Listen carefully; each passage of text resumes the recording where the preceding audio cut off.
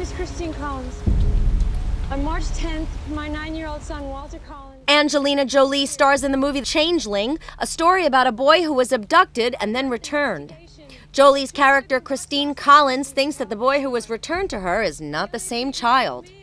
Jolie said that at first she wasn't going to do the film, but she couldn't get the real-life story out of her head. If it wasn't a real story, I don't think anybody would buy the script. I think you would just think this is just, it's too much.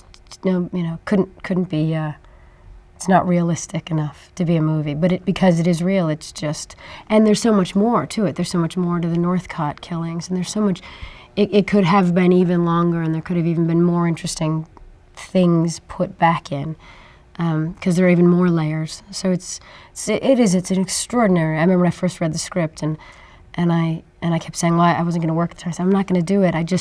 And then I found myself telling everybody the entire story. Everybody I could get their ear, I would, because I couldn't get it out of my mind. She also said that it was interesting to see how Little Women were taken seriously at the time period the film was set in, 1920s Los Angeles. You find yourself wanting to get very aggressive about a situation because you believe you've been wronged, and instead you are kind of feeling like a little woman facing this authority of men, and at a time when that was such an authority, and that was such a final word, and that they could easily say that, you know, you're emotional, you're a woman, you're a mother, you're not thinking clearly, and a lot of people at that time would say, that's right, that sounds right.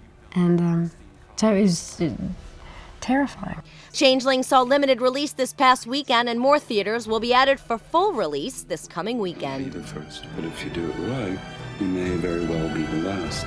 Your handling of the Christine Collins case has exposed this department to public ridicule.